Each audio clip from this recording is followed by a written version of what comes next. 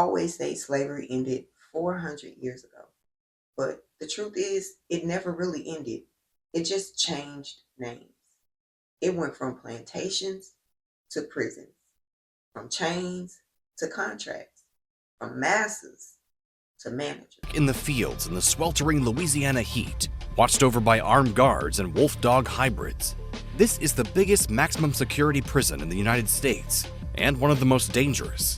The Louisiana State Penitentiary at Angola is located an hour's journey north of Baton Rouge. The prison began as an actual plantation, at which enslaved black people picked the same crops that the prisoners do under similar conditions today. In modern times, the prison population is 74% black. Fieldwork is the default job for most prisoners at Angola, and switching over to other jobs is difficult. For their labor, prisoners earn as little as 2 cents per hour. When slavery was made illegal, the system didn't just stop, it adapted. They just found new ways to keep free labor going and to keep the same people at the bottom. So, after the so-called emancipation, they created laws to criminalize free. They called them vagrancy laws, black codes, and loitering. All those laws made it easy to arrest newly freed people just for existing, for being poor, for walking without their papers, or for just looking like they didn't belong. Once they were arrested, the same states that once ran plantations started leasing those prisoners out for free labor. That's how convict leasing began. They worked people in fields and mines and on railroads all for free. These are jobs that pay top pay nowadays. But by the early 1900s, those plantations, they had new names. Angola, Parchment, Sugarland, Commons. Do those sound familiar? Yeah, they were called correctional facilities. But they were really the same system. Forced labor, free profit, and black bodies feeding white industries. Even in the 1950s, 60s, and 70s, while the world was talking about freedom and civil rights, these prison farms were still operating the same way. The elderly are at the bottom of the poverty class. Mr. Edwards here shares quarters with two people who are not even related to him. Medical expenses consume their meager incomes. For the old, food stamps are a distant dream. Food stamps all right if he's able to buy them. Of course, they say we'd have to pay $28 and they give us $22, which would make $50. People were picking cotton, cutting sugarcane, and working in the fields under the same overseers mentally. So now y'all see this right now. You see this cotton field right here? When you mention cotton, most people don't think about Ethiopia.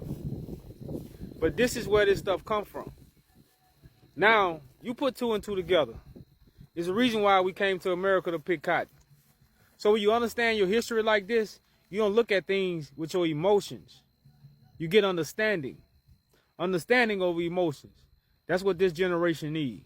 So right now, y'all, I'm in front of cotton field. I know a lot of our ancestors are connected to this, but it's way deeper than American slavery when it comes to cotton.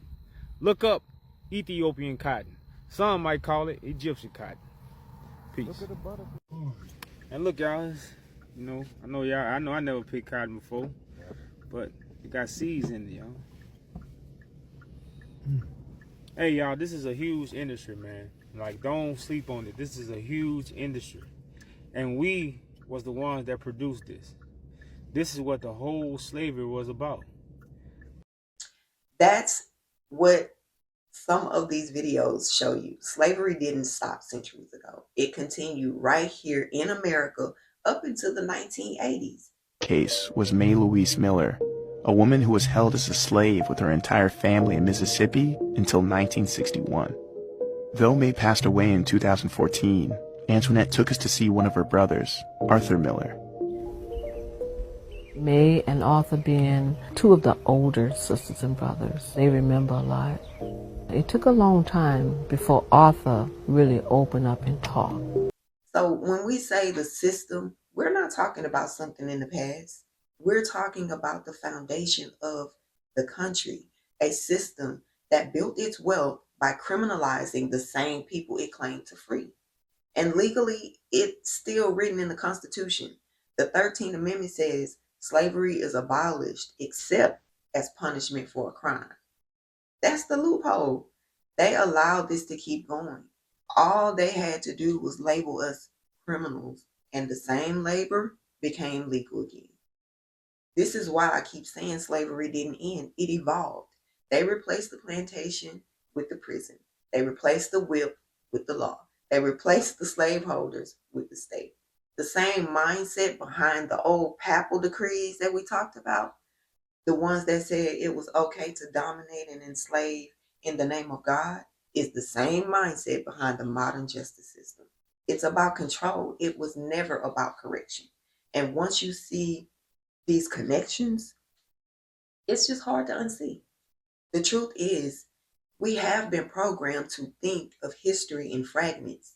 Slavery over here, colonization happened over there, mass incarceration is happening today, but it's all the same system. It's just wearing different clothes. That's why this conversation is so important. Because when we understand that slavery never ended, we also understand that freedom isn't just about breaking physical chains. It's about breaking mental ones as well. This is not about hate.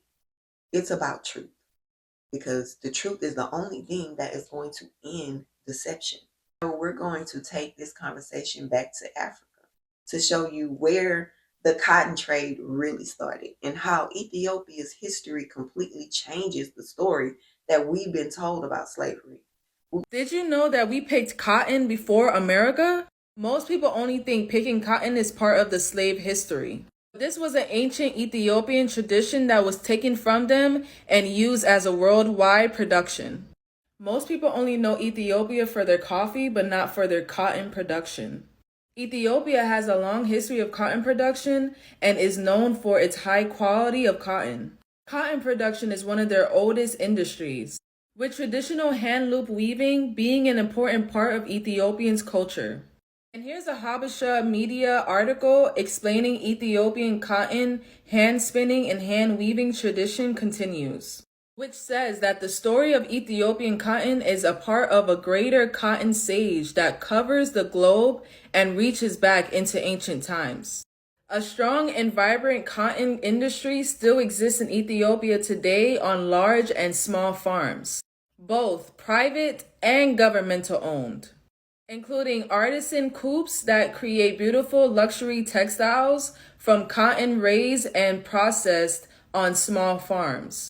The document also explains how current Ethiopian cotton production is the second highest in Africa and a high priority for a government that hopes to use the textile industry as a springboard to restart and sustain rapid economic growth. This is another reason why domestic slaves were known for picking cotton. And this information is important because during the early 1800s, Great Britain was the head of the Industrial Revolution. And this was during the time when kings were selling slaves to the Industrial Revolution. Slave owners wanted slaves who had skills, and cotton was one of them. And whoever was the sole producer of cotton played a big part in dispersing those who had the skills.